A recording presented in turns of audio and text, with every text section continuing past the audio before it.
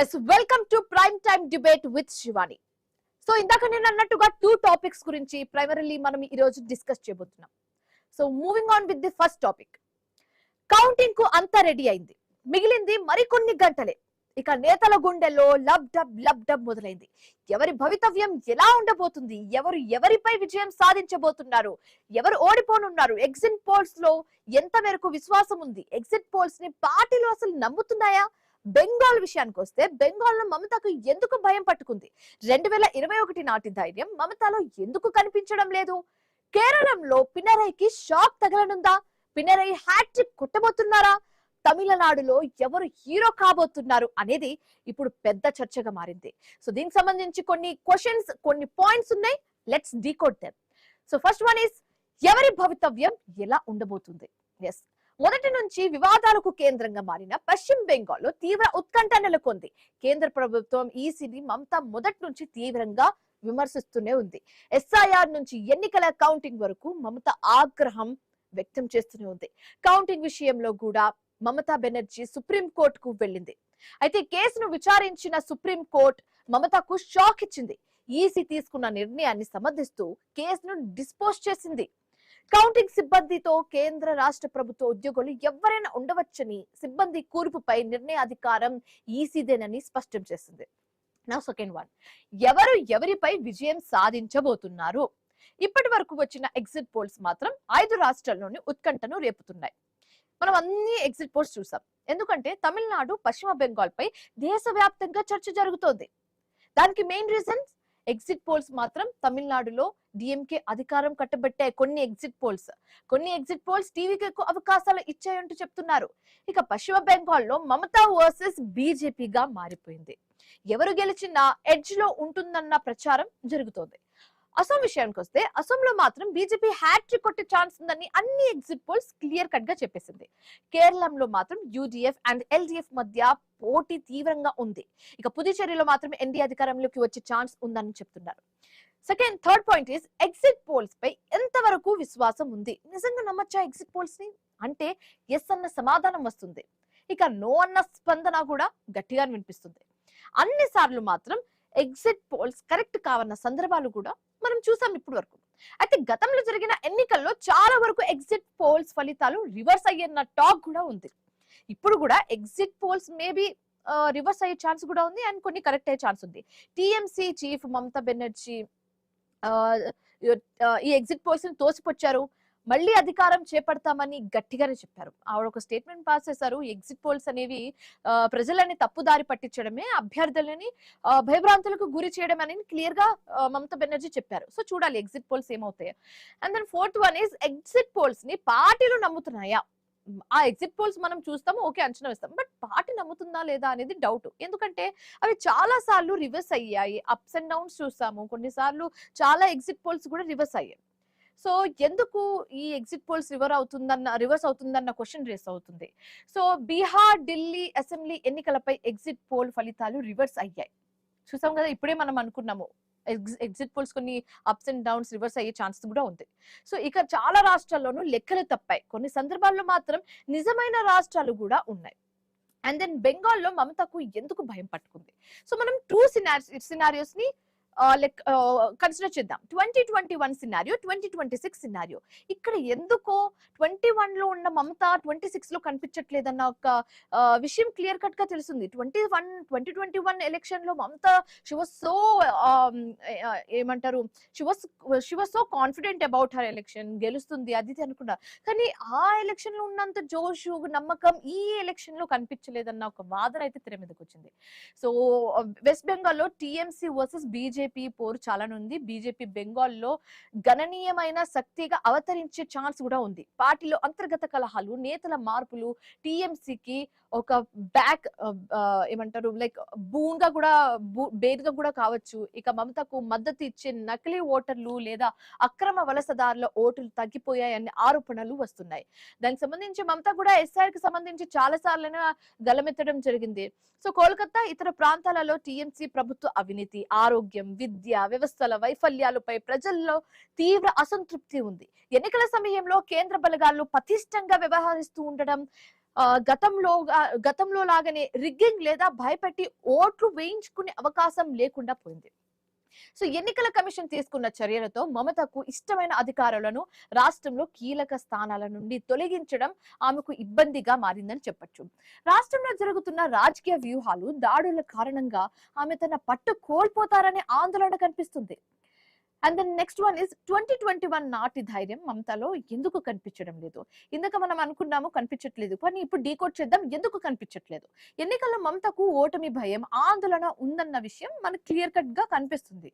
అందుకే ఆమె తరచూ బీజేపీపై తీవ్రమైన విమర్శలు చేస్తున్నారని కొందరు రాజకీయ విశ్లేషకులు చెబుతున్న మాట. ప్రాంతీయవాదాన్ని రెచ్చగొడుతున్నారన్న అభియోగాలు కూడా ఉన్నాయి.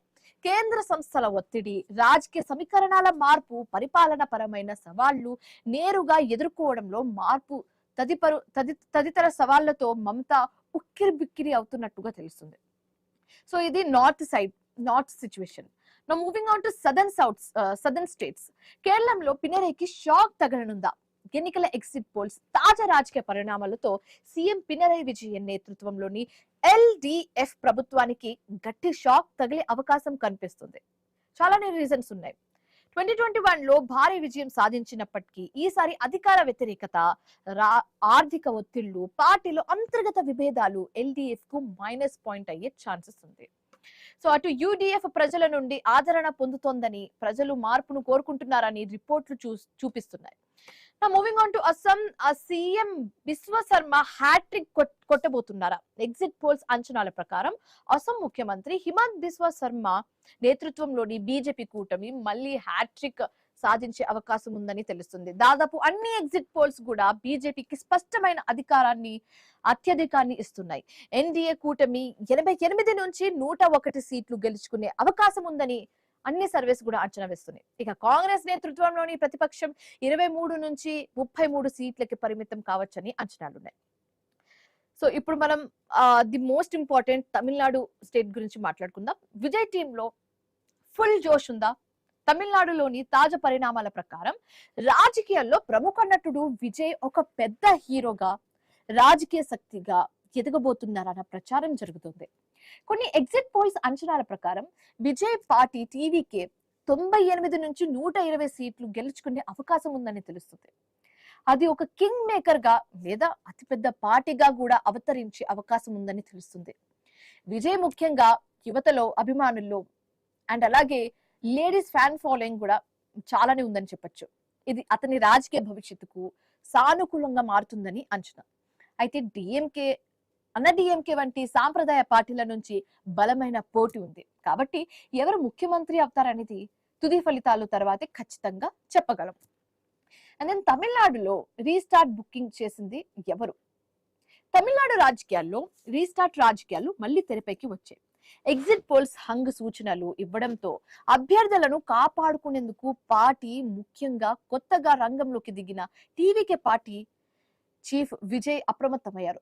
పార్టీ అభ్యర్థులు ప్రత్యర్థి పార్టీల వలలో పడకుండా ఉండేందుకు చాలానే ప్రయత్నాలు చేస్తున్నారు టీవీకే చీఫ్ విజయ్. దానికి సంబంధించి మనం చాలా న్యూస్ చూసాం కూడా. సో గెలిచిన వెంటనే అభ్యర్థులంతా నేరుగా రిసార్ట్ కి రావాలని చెప్పడం జరిగింది. గెలిచిన తర్వాత ఎక్కడికి వెళ్ళొద్దంటూ విజయ్ స్పష్టమైన ఆదేశాలు జారీ చేశారని తెలుస్తుంది. సో ఎవరు కూడా వేరే పార్టీకి జంప్ అవ్వకుండా, వాళ్ళ అభ్యర్థులు వేరే పార్టీకి జంప్ అవ్వకుండా ఉండాలంటే ఈ రిసార్ట్ పర్వం అనేది చాలానే కీలకంగా మారే అవకాశం ఉందని తెలుస్తుంది. సో చూడాలి దానికి సంబంధించి ఏమవుతుందో. సో ట్రాక్ చేద్దాం. ఇది ఫస్ట్ టాపిక్ కి సంబంధించి రేపు జరగబోయే కౌంటింగ్ కి సంబంధించి మనం ఇప్పటి వరకు డీకోడ్ చేసిన కొన్ని పాయింట్స్. సో ఇదే టాపిక్ కి సంబంధించి మనం డిస్కస్ చేద్దాం. బట్ బిఫోర్ దాట్ ఒక స్మాల్ బ్రేక్ తీసుకుందాం. బ్రేక్ తర్వాత will update. Welcome back. So మనం మాట్లాడుకుంటున్నాం రేపు జరగబోయే కౌంటింగ్ కి సంబంధించి. సో రేపు ఎవరు గెలవబోతున్నారు, ఎవరు ఓడిపోతున్నారు అనేది రేపు తెలుస్తుంది. కాబట్టి రేపు ఒక బిగ్ డే అని చెప్పొచ్చు. సో ఇదే అంశానికి సంబంధించి మాట్లాడడానికి మనతో పాటు జాయిన్ అవుతున్నారు బండారు రామ్మోహన్ రావు గారు, అనలిస్ట్ అండ్ అలాగే శ్యామ్ సుందర్ గారు అనలిస్ట్, వాళ్ళిద్దరితో మాట్లాడే ప్రయత్నం అయితే చేద్దాం. నమస్కారం అండి. రామ్మోహన్ రావు గారు, మీరు చెప్పండి. ఇప్పుడు రేపు మనం చూసాము, ఎలక్షన్ అయిపోయింది, పోలింగ్ అయిపోయింది, ఎగ్జిట్ పోల్స్ కూడా బయటకు వచ్చేసాయి. ఎగ్జిట్ పోల్స్ ని కూడా మనం ట్రాక్ చేసాము. బట్ రేపు ఒక బిగ్ డే కాబట్టి రేపు ఎవరి భవితవ్యం ఎలా ఉండబోతుంది, ఎవరు ఓడిపోతారన్న ఉత్కంఠ అయితే నెలకొంది. సో ప్రధానంగా మనం మాట్లాడుకోవాల్సిన స్టేట్ వచ్చేసి వెస్ట్ బెంగాల్. ఎందుకంటే వెస్ట్ బెంగాల్లో 2021లో మమతా బెనర్జీలో కనిపించిన ఉత్సాహం కానివచ్చు, నమ్మకం కానివచ్చు, అది 2026కు వచ్చేసరికి అది కనిపించట్లేదు. పైగా ఈసీ మీద అండ్ అలాగే బీజేపీ మీద మమతా బెనర్జీ ఓ రేంజ్ లో విమర్శలు చేస్తుంటే ఈసారి ఎందుకో పట్టు కోల్పోతారన్న నమ్మకం, అంటే ఆ సినారియో కూడా జనాలకు కనిపిస్తున్నట్టుగా తెలుస్తుంది. సో మీ ఒపీనియన్ ఏంటి దీని మీద? మీకు అట్లాగే మిత్రులకి నమస్కారం. పంచతంత్రం ఏం జరుగుతుందంటే సరిగ్గా ఇప్పటి నుంచి 12 గంటల తర్వాత ఎన్నికల కౌంటింగ్ మొదలవుతుంది. 5 రాష్ట్రాల కౌంటింగ్ మొదలవుతుంది.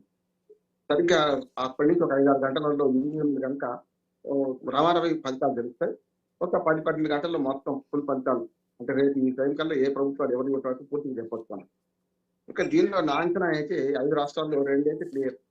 అస్సాంలో బీజేపీ ప్రభుత్వం వస్తుంది, 3వసారి ముఖ్యమంత్రిగా ఆయన ఎన్నికవుతారు. సమస్య బీజేపీ నుంచి కదా, ఆయన పార్టీ ఫిరాయించి 2వసారి నుంచి బీజేపీ ముఖ్యమంత్రిగా ఉన్నారు చెప్పాలంటే అది ఫిక్సే. అట్లాగూ 30 సీట్లున్న మనకు పుదుచ్చేరి కూడా ఆల్మోస్ట్ ఎన్డీఏ కూటమి అధికారంలోకి వస్తుంది. 16 సీట్లు సరిపోతాయి వాళ్ళకి. చిన్న రాష్ట్రాల్లో ఒక్కోసారి చాలా గమ్మతో జరిగినా కూడా అక్కడ కూడా జరుగుతుంది. 3 ప్రధానమైన స్టేట్స్ ఇవాళ దక్షిణ భారతదేశంలో 2, అట్లాగే తూర్పు భారతదేశంలో బెంగాల్, ఈ 3 రాష్ట్రాల సంగతి. నేను 50 ఏళ్ల నుంచి జర్నలిజంలో ఉన్నాను. 77 ఎన్నికల నుంచి విశ్లేషణ చేయకపోవచ్చు కాదు, 80 నుంచి మాత్రం విశ్లేషణలు కూడా ఉంటున్నాను. దాన్ని బట్టి నా అంచనా ఏంటంటే, మొట్టమొదటిగా మనం లెఫ్ట్ ఫ్రంట్, యూడిఎఫ్, ఈ రెండింటి మధ్యన ప్రతి 5 ఏళ్లకోసారి ఇటు పక్క కేరళలో రాజకీయాలు మారుతుంటాయి. అంటే విద్యావంతులు ఎక్కువ కేరళలో, అంటే టకటక చెప్పుకొస్తాను నేను 3 రాష్ట్రాలు కూడా. ఈ కేరళలో ఏంటంటే విద్యావంతులు ఎక్కువ, మళ్ళీ అట్లాగే ఓట్స్ కూడా 5% అటు ఇటుగా పెద్దగా మారవు కనుక దాంతో ఏమవుతుంది, ఎల్డీఎఫ్ లేకుంటే యూడిఎఫ్, అంటే కమ్యూనిస్ట్ ప్రభుత్వం లేకుంటే ఒకేసారి మొన్న మాత్రం దాన్ని తారుమారైంది. విజయన్ 2వసారి గెలవడం జరిగింది.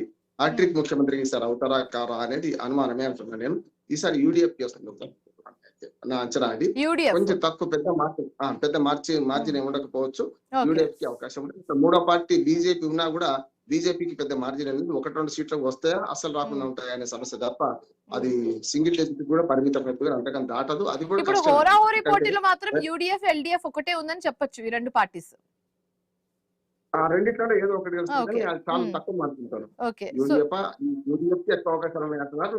అది ఆ అంచనాలు కూడా ఎప్పుడు కూడా శివాని గారు మీకు ఎగ్జిట్ పోల్ ఎగ్జాక్ట్ పోల్ కావంటున్నారు. నేను ఒక ప్రముఖ పత్రిక, నా క్వశ్చన్ అదే అండి. మీరు ఇన్ని ఇయర్స్ నుంచి విశ్లేషకులుగా ఉన్నారు కాబట్టి నా డౌట్ అదే అడగబోతున్నాను. ఇన్ని ఇయర్స్ నుంచి మీరు ఎన్ని ఎలక్షన్స్ చూసుంటారు. నా ఒక డౌట్, జెన్యూన్ డౌట్ ఏంటంటే, ఇప్పుడు వచ్చిన ఎగ్జిట్ పోల్స్ కూడా దాని మీద మనం రిలై అవ్వచ్చా, డిపెండ్ అవ్వచ్చా? అసలు కొన్ని పార్టీస్ వాటిని నమ్ముతాయా అని అడిగితే ఏం చెప్తారండి? ఖచ్చితంగా ఎగ్జాక్ట్ పోల్స్ కావు. నేను 2 ఉదాహరణలు చెప్తాను. 80 నుంచి నేను చూస్తుంటే 82లో అది మన తెలుగుదేశం పార్టీ ఏర్పడిన తర్వాత మొట్టమొదటిసారి అప్పుడు ఈనాడు రిపోర్టర్ గా ఉన్నాను నేను. అప్పుడు ఏంటంటే ప్రింటింగ్ మీడియా ఉండేది, ఇవన్నీ లేకుండే కనుక నేను అప్పుడు మా నియోజకవర్గాల్లో మాకు అప్పచెప్పారు బాధ్యతలు. అప్పుడు చెప్పినప్పుడు ఎవరికి వేసింది ఓటు అని నేను అడిగితే నీకు వేసినట్టు బిడ్డ అనేవాళ్ళు. నాకు చాలా చిన్న వయసు, అప్పుడు 22 ఏళ్ళు 23 ఏళ్ళ వయసు, 83 అంతా చూసుకుంటే నీకే వేసినా అనేవాళ్ళు. అంటే నాది పార్టీ కాదమ్మంటే కూడా ఎప్పుడు కూడా గుంభనంగా ఉంటారు ఓటర్లు. ఎప్పుడు చదువుకున్న వాళ్ళకి చాలా మారుతుంది, చాలా జెండాలు మోస్తుంటారు, విశ్లేషకులు పెరిగింటారు, రాజకీయ పార్టీలు దాని మీద విలేకరులు, జర్నలిస్టులు కూడా ఇటు చెప్పారు. కానీ సామాన్య ప్రజలు ఎప్పుడు చెప్తలేరు కనుక ఎగ్జిట్ పోల్స్ ఎగ్జాక్ట్ పోల్ కావాలని మొన్నటి ఉదాహరణ బీహార్ లో ఏ రకంగా ఊహించిన కాంగ్రెస్ 6 సీట్లు వస్తాయని ఎవరైనా ఊహించారా? అందుకని అంతకుముందు ఢిల్లీలో 67 సీట్లు కేజ్రీవాల్ కి వస్తాయని ఊహించారు ఎవరైనా? 3 సీట్లు మాత్రమే బీజేపీకి వస్తాయి. సో బేసికల్లీ కొన్ని చోట్ల సైలెంట్ ఓటింగ్ కూడా జరుగుతుందండి. సో దాని వల్ల మనం అంచనా వేయలేము. బేసికల్లీ ఏంటంటే కొన్ని చోట్ల సైలెంట్ ఓటింగ్ జరుగుతుంది. ఎగ్జిట్ పోల్స్ కన్నా ముందు ప్రీ పోల్ సర్వే ఉంటుందా, అది సర్వే చాలా అయింది. మన దగ్గర శాస్త్రీయత లేదు ఎగ్జిట్ పోల్స్ నా భావన. ఎందుకంటే ఎప్పటికి కూడా శాంపుల్ సైజ్ ఎంతో తెలియదు. ముగ్గురులో ఇద్దరు అయితే 67% వచ్చినట్టే కదా. ముగ్గురు చేసినా 300 మంది 3000 మంది శాంపుల్ సైజ్ చెప్పకుండా వీళ్ళు సర్వేలన్నీ కూడా కేవలం బూటకం అంటున్నా నేను. సర్వేలు నిజమవుతాయి కొన్నిసార్లు. ఎట్లా అవుతాయి అంటే అది దగ్గరగా జోస్యం చెప్పినట్టు, నేను హేతువాది జోస్యం నమ్మను, కానీ జోస్యం చెప్పినట్టు రుజువు అవుతాయని నేను అనుకుంటున్నాను. ఒకటి రెండోది ఏంటంటే మనకి ఇక్కడ మాత్రం యూడిఎఫ్ ఎల్డిఎఫ్ మధ్యనే పోటీ ఉన్నది. ఒక 5% ఓట్లతోనే, 5 కాదు ఒక్కోసారి 1.8% ఓట్లతోనే మన ఆంధ్రప్రదేశ్ లో, ఉమ్మడి ఆంధ్రప్రదేశ్ లో రాజకీయ ఫలితాలు మాన్యంగా చూసింది కదా మనం. అందుకని నేను ఏమంటున్నానంటే ఇది మాత్రం చాలా తక్కువ మార్జిన్తో ఇటు అటు తేలిపోద్ది అంటున్నారు. రెండోది తమిళనాడులో విజయ్ పార్టీ బలంగా ఉన్నది, కానీ ఆటలో అరటి పండుగ మారుతారు అనుకున్నవాడు చాలా బలంగా మారిండు. రెండోది ఏమైందంటే విజయ్ పరిస్థితి ఏంటంటే ఇవాళ గేమ్ చేంజర్ గా మారే పరిస్థితి వచ్చింది.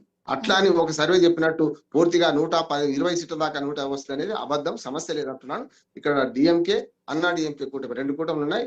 బీజేపీ 27 సీట్లకి పోటీ కానీ చీలికలు అట్లానే ఓట్ ఇటు పక్కన ఓట్ చీలికలు అనేది ఉంది కదండి. 27 సీట్లకి పోటీ చేస్తుంది కనుక జాతీయ పార్టీల స్టేట్స్ లేవు అక్కడ. ఏదో ఓకే. కూటమి కొమ్ము కాయాల్సిందే కనుక డిఎంకే కూటమికి అవకాశాలు ఎక్కువ ఉన్నాయని మాట వస్తుంది. కానీ డిఎంకే కూటమికి అవకాశాలు దెబ్బతీసేది ఎక్కడ చేస్తారంటే విజయ్ ఓట్లను బట్టి ఉంటది అంటారు. గతంలో అదే పవన్ చీలికలు. కళ్యాణ్ కనుక మన రెండోసారి 2019 ఏ పరిస్థితి పవన్ కళ్యాణ్ లాగా 2 చోట్ల ఓడిపోయిన సందర్భం చూసినాం మనం. అట్లాగే పెద్దగా రాని సందర్భం చూసాం. ఏదైనా ఒక పార్టీకి కనుక విజయ్ కనుక ఇది ఎన్డీఏ కూటమో మన డిఎంకే కూటమికో రెండిట్లో ఏదో ఒక దానికి పోతే ఫలితాలు వేరుగా ఉండేవి. కానీ మధ్యన ఉన్నాడు కనుక ఈ 3 పార్టీలు ఉన్న చోట్ల, 3 కీలకమైన పార్టీలు, రెండు కూటములు ఉన్న చోట మూడవది మనం ఎప్పుడు చెప్తుంటారమ్మా శుభాని గారు, త్రివేణి సంఘంలో మూడో నది ఉండదు ఎప్పుడు కూడా. ఈ రాజకీయాల్లో కూడా ఇద్దట్లో ఎవరు గెలుస్తారో చూస్తారు కానీ మూడో వాని వైపు చూడరు. ఒక సునామీ వస్తే ఒక సర్వే ఒక్కటే యాక్సెస్ బై ఇండియా అనుకుంటా, ఒక సర్వే మాత్రం విజయ్ గెలుస్తుందని చెప్పింది. అదైతే భూటకం పెద్ద సమస్య కాదంటున్నా, అది రాదంటున్నాను. విజయ్ మాత్రం గేమ్ చేంజర్ గా మారుతారు. ఒక 10-12 సీట్లు వచ్చినా ఇటుపక్క అటుపక్క వాళ్ళకు తేడా వస్తే తప్పనిసరి మారే అవకాశం ఉంది ఒక మాట అంటున్నాను. సురంగా శాంసర్ గారు చెప్పాలి కనుక మూడో దానికి వస్తాను నేను. పశ్చిమ బెంగాల్కి వచ్చేకన్నా హోరాహోరీ సాగుతుంది. ఇది ఒక్కటే చెప్పి ముగిస్తాను. పశ్చిమ బెంగాల్కి వచ్చేకన్నా ఇప్పటి వరకు పశ్చిమ బెంగాల్ రాజకీయాల్లో సిద్ధార్థ్ శంకర్ నుంచి మొదలుకొని 25 ఏళ్ళు కాంగ్రెస్ పార్టీ ప్రభుత్వం ఏర్పడింది. 77లో కదా మార్పు వచ్చింది. 77 నుంచి 35 ఏళ్ళు కమ్యూనిస్టుల పరిపాలన. 35 ఏళ్లలో ముగ్గురే ముఖ్యమంత్రులు, జ్యోతి బసు, బుద్ధదేవ భట్టాచార్య, తర్వాత ఒకరు, అంతే ముగ్గురే. కనుక 35 + 25 67 పోయిన తర్వాత ఏం మిగిలింది అంటే ఈ 15 ఏళ్ళుగా వీళ్ళు కలకత్తా ప్రజల గురించి ముఖ్యంగా పశ్చిమ బెంగాల్ వాళ్ళు తొందరగా మారరు. నేను కలకత్తాకి చాలాసార్లు పోయిన వాళ్ళగా ఒక చిన్న ఉదాహరణ చెప్తాను.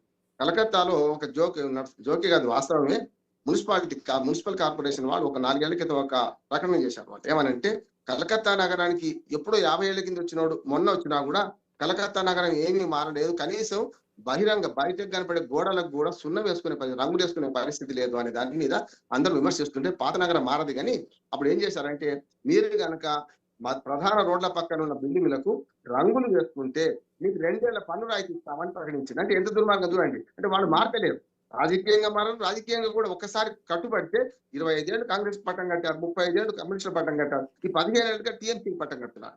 4వసారి వస్తుందా రాదా అనడానికి ఈ పెద్ద ఉదాహరణ.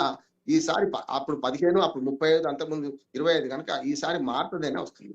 దానికి సంకేతం ఏంటంటే ఎప్పుడు కూడా కరిచే కుక్క మొరగదు, మొరగే కుక్క కలవదు అన్నట్టు ఈ మన దీది భయం కూడా పడుతుంది. పోలింగ్ దాకా ఎంత ఆత్మవిశ్వాసంతో ఉన్నదో పోలింగ్ తర్వాత రకరకాల గడపలు దొక్కింది. నిన్న కూడా సుప్రీంకోర్టు, ఇంతకుముందు చెప్పారు సుప్రీంకోర్టు గడప దొక్కింది. దానికి కారణం ఏంటంటే 77 సీట్లు, ఇప్పుడు ఈ అసెంబ్లీలో 77 సీట్లు ఉంది మన బీజేపీకి. ఒకనాడు 3 సీట్లు, 2016లో 3 సీట్లు, 2021 వచ్చేటప్పుడు 77 సీట్లు. ఇవాళ 177కి వస్తుందని కొన్ని సర్వేలు ఉన్నాయి. కానీ నేను నమ్మను. నేను ఇక్కడ కూడా ఇప్పటికీ దీదియే సాగు తప్పి కనులోటమైనట్టు 156, 148 మ్యాజిక్ ఫిగర్. మన ఉమ్మడి ఆంధ్రప్రదేశ్ లో 294, 42 పార్లమెంట్ సీట్లు ఎట్లా ఉండేనో 294 మ్యాజిక్ ఫిగర్ అంతా 148 రావాలి. కనుక ఇప్పటికి కూడా దీనికి 150 దాటి వస్తే నేను అనుకుంటున్నాను మ్యాజిక్ ఫిగర్ దాటుతుంది. బీజేపీ ఒక స్థానాన్ని వస్తే గెలవచ్చు. ఒక మాట బాగా చాలా మంది ఏమంటున్నారంటే అసలు బీజేపీ గెలుస్తుందని సర్వే చెప్పినాయి. కానీ చాలా సర్వీస్ కూడా బీజేపీ గెలుస్తుందని చెప్పింది. చాలా సర్వీస్ కూడా 2 అంకెలు చెప్పించుతాను.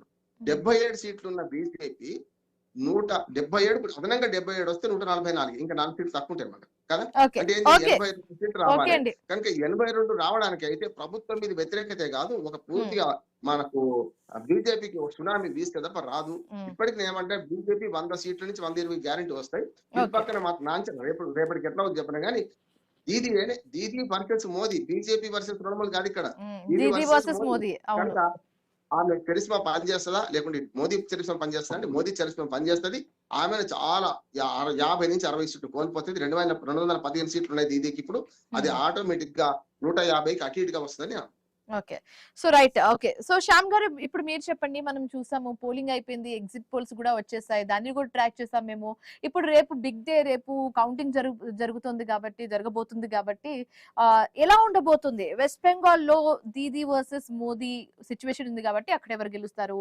అండ్ అలాగే అస్సాంలో బీజేపీ మళ్ళీ పాగా వేస్తుందా? మళ్ళీ బీజేపీ అధికారంలోకి వస్తుందా? ఇప్పుడు తమిళనాడు విషయానికి వస్తే విజయ్ రోల్ ఎలా ఉండబోతుంది?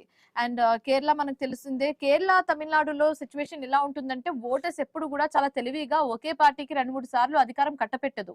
1-2 టర్మ్స్ అస్సలు ఇవ్వదు. కానీ ఎందుకో లాస్ట్ ఒక 2 టర్మ్స్ నుంచి వాళ్ళు ఒకే పార్టీకి అధికారం కట్టబెడుతున్నారు. ఈసారి కూడా అలానే రిపీట్ అవుతుందా? లేకపోతే వాళ్ళు వాళ్ళ సాంప్రదాయాన్ని కొనసాగిస్తారా?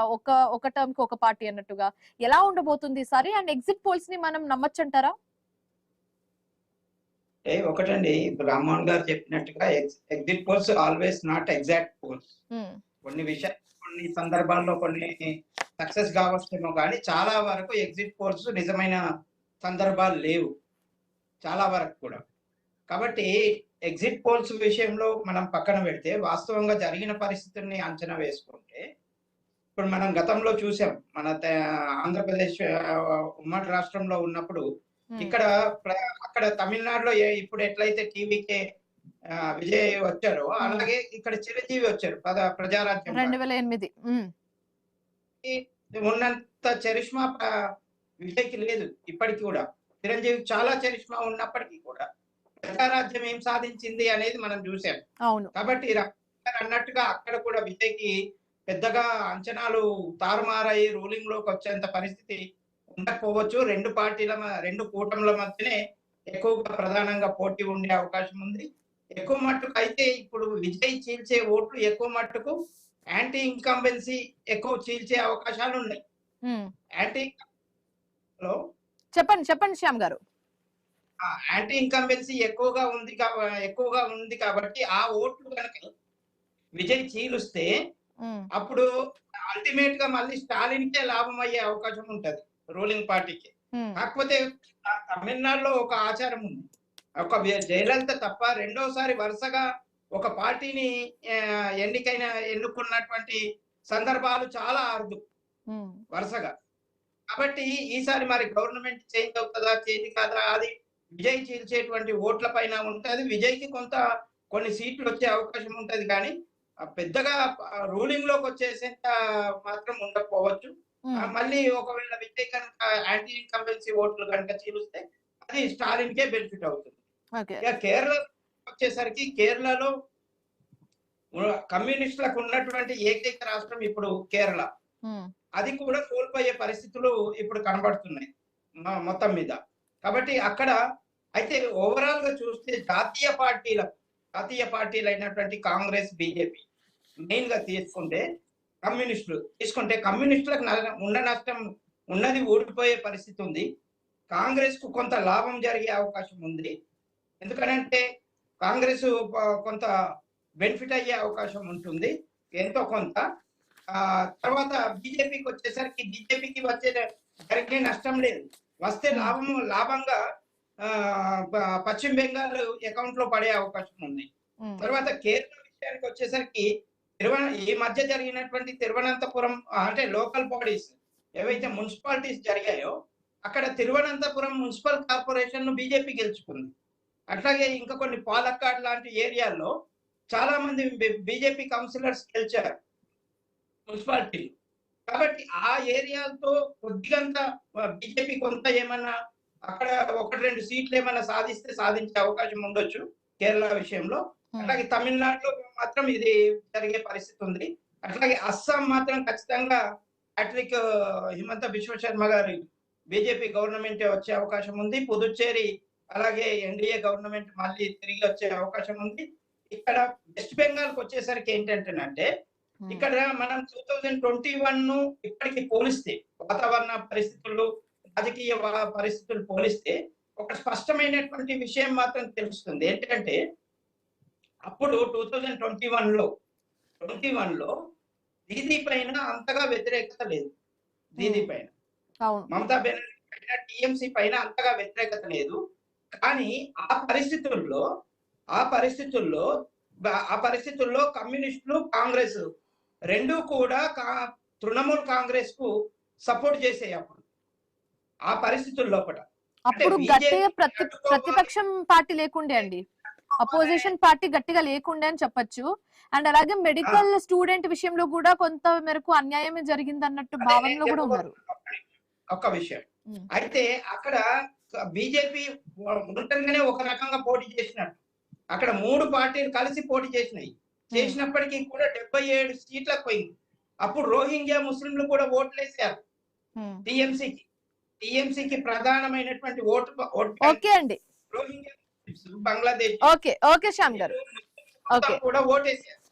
Okay, so thank you so much Rammohan Rao garu, thank you so much Shyam garu discussion లో పాల్గొనేందుకు అండ్ మీ ఒపీనియన్స్ మాకు తెలియజేసినందుకు. ప్రైమ్ టైమ్ డిబేట్ లో షార్ట్ బ్రేక్ తీసుకుందాం. బ్రేక్ తర్వాత హైడ్రాక్ సంబంధించిన కొన్ని పాయింట్స్ ని డీకోడ్ చేద్దాం. చూస్తూనే ఉండండి ఐ న్యూస్.